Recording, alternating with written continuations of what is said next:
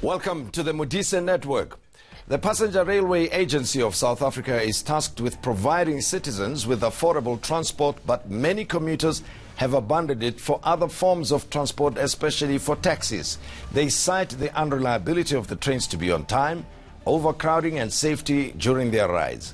In the Western Cape in particular, some people have resorted to torching the coaches, thus worsening an already difficult situation. The former CEO of PRASA, Lucky Montana, recently told me on this show that the state-owned company had deteriorated since his departure amid serious controversy. He claims the quality and availability of services is less than half of what it was during his tenure. We ask whether PRASA can improve to provide the much-needed transport service, and we'll be talking to the chairperson, Khanyisile Koyana, shortly. South Africa is based on the rule of law, and thus legal practitioners play an important role in helping citizens transact, litigate or settle contractual disputes. It is during such instances that some lawyers become tempted and help themselves to money due to their clients. The Legal Practitioners Fidelity Fund has been established to help solve such problems. We will find out how later on.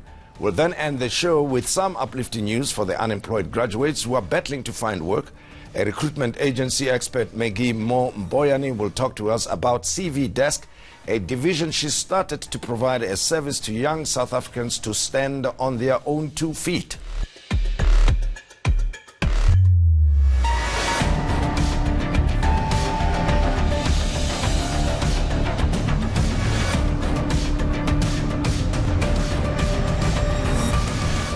I'm now joined by the PRASA chairperson, Khanyisile Koyana. She's here to tell us a bit more about the developments within the Passenger Rail Agency of South Africa, as well as the improvements, if any, to the services being provided to the commuters throughout the nation.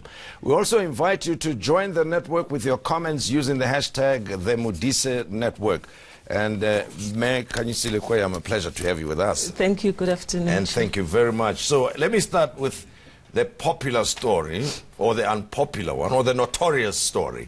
And that is the story of the tall locomotives. Why are these locomotives? What have you done to them? These locomotives have been auctioned off, and I should stress that PRASA hasn't done anything to them. When the court case went all its way to the Constitutional Court with Shifambo, and it was determined that indeed they were irregular and that the service provider did not have a leg to stand on. So those were then, the service provider applied for voluntary liquidation.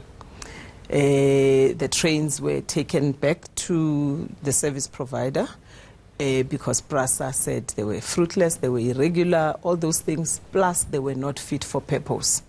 And because the service provider had applied for voluntary liquidation, all the assets that belonged to them then went on auction.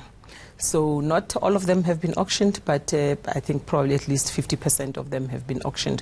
And PRASA has obviously started civil proceedings to recover the money that was paid to that service provider. How much money was paid over, and how much are you trying to recover? It was over $1 billion, like 1.6, 1.8, somewhere there.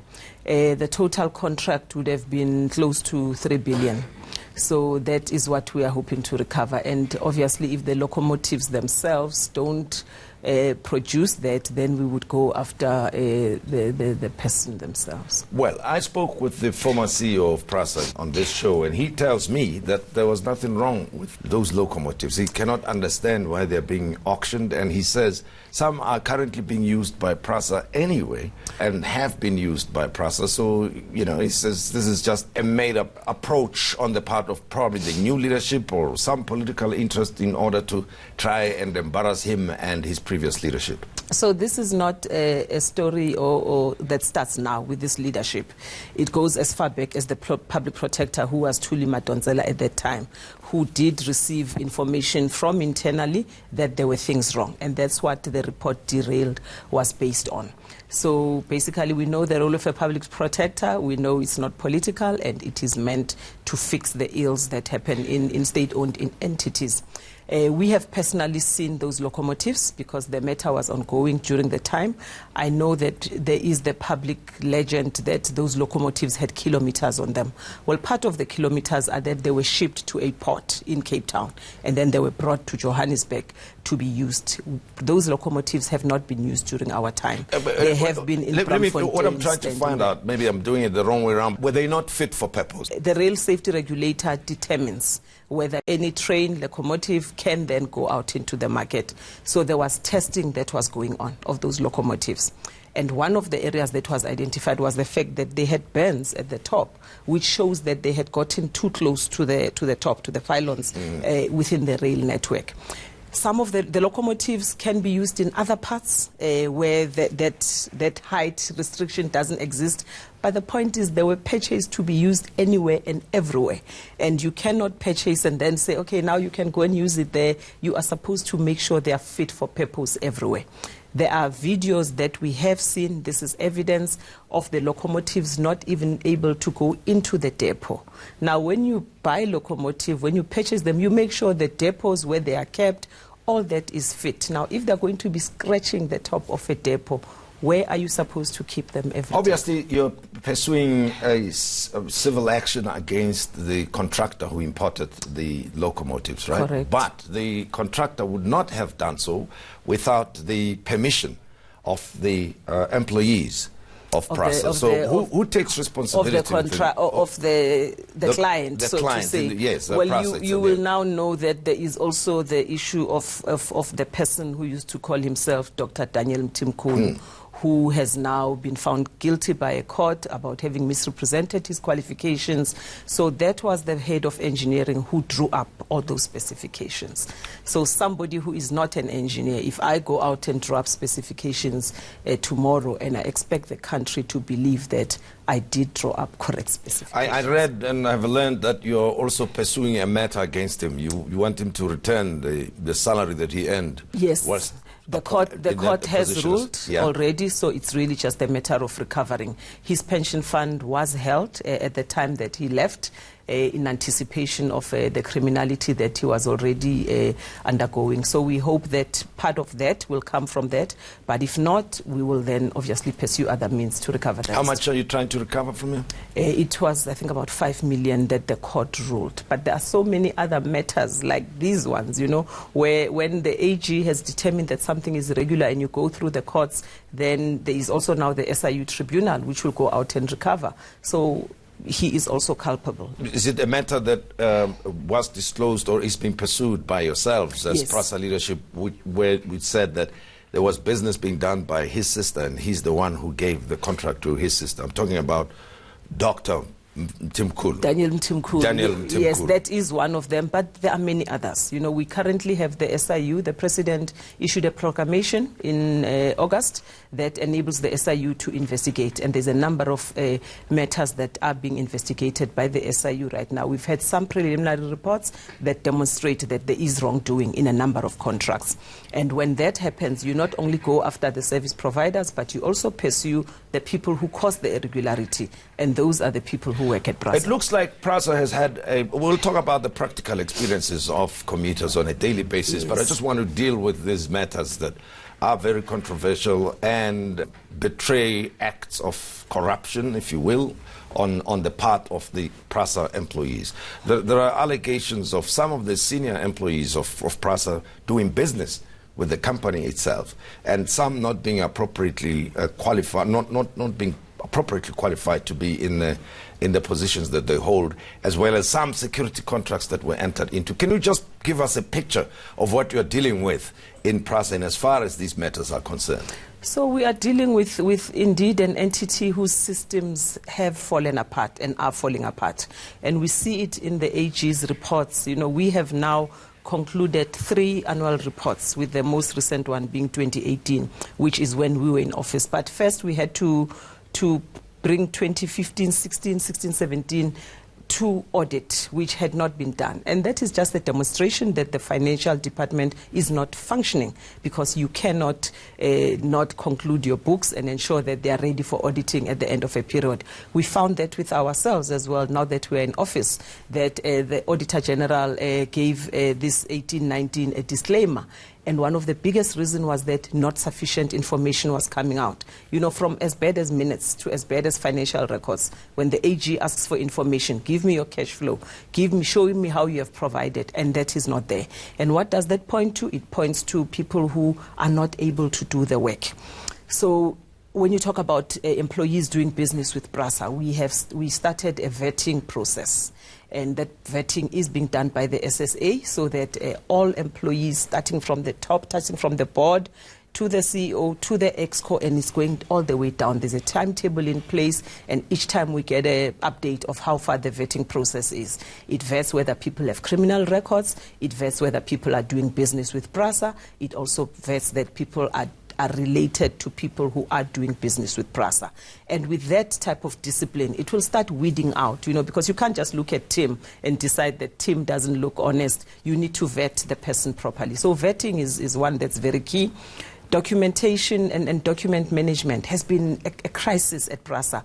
I walked into an office recently because I needed to do something, and I just found documents piled sky high. When I looked at one of the documents, it was a document that relates exactly to the contracts that you are talking about, that the SIU is investigating. So what does that say? You know, the SIU has already told us that there are documents that are missing, that when they go and try and investigate a security company owned by Tim or by Khanyisile, they find that the documentations have disappeared from the system. The public protector, then Tulima Donsela, issued a report called Derailed, which is the one that talks to the locomotives, security companies, and many other irregular contracts. Then there was another one, Derailed 2, that was issued by the current public protector. And we were already in office by the time that the public protector signed off on that. And one of the key problems was that there was information that was required that was nowhere to be found at PRASA. It disappeared not only from the files, but it also disappeared from the system. But, you know, as chairperson, let me bring this to your attention, as I indicated, that I did speak to the former CEO, Lucky Montana, on the show, and he tells me that from where he's sitting now, looking at what's going on at PRASA, he just finds an organization that's in disarray, that's in serious decline. And he says the capacity to perform is at the levels of 1992. And, you know, it's different to when he was there. He says the capacity to deliver services was much higher, and now it has deteriorated substantially. It's unfortunate when somebody now stands outside and throws stones inside, because as you hear, all the irregular contracts that we are talking about that are in the public domain happened when he was the CEO. They didn't happen after he left, so that he can then say, you know, when I was here, I did things right, and then when I left, people started messing up.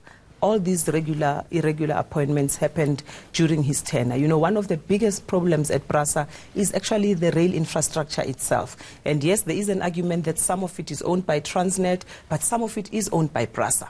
And that has not been maintained as far back as those 1992 levels. Now, who was supposed to have done it from that time? I just want to hear your comment on, I think, one very embarrassing moment that PRASA went through when President Cyril Ramaphosa took a train from, was it Soshanguve? Yes. Into Pretoria. Yes. And he was stuck in the train for several hours.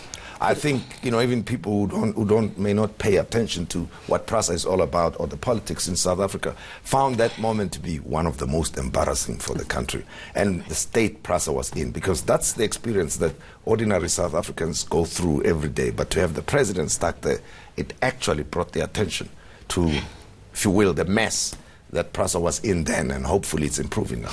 2 or 3 problems that happened on that day. One was that trains were running late. Not 3 hours late, but maybe 45 minutes to an hour late. Which is a lot. Anyway, which is still a lot for people people to get to work. Yeah. But then commuters attacked a train driver. So a train driver was attacked, was pelted with stones, so that also brought a standstill. So it's one problem on top of another that is then added. And there was a train that had mechanical problems. So you now had a lineup of 3 trains that should not have been there. And this is what people have to deal with every day. I mentioned the matter of infrastructure to you, to say that the infrastructure cable theft, you know, if the signaling system is not functioning because cables have been stolen, and that is a combination of citizens that we must take responsibility for not stealing cables. We hear it at Eskom, we hear it everywhere. Then there's also the security issue. Security companies have been employed to guard the PRASA infrastructure, and they have not been doing their work. And this is what is currently topical in the news, where their contracts have now been stopped and they are fighting about that. But they were not doing the work that they're supposed to be doing. We will continue our conversation with the PRASA chairperson, Khanyisile Koyana, in a short while. We welcome your comments, and on social media, please use the hashtag #TheModise Network. Don't go away.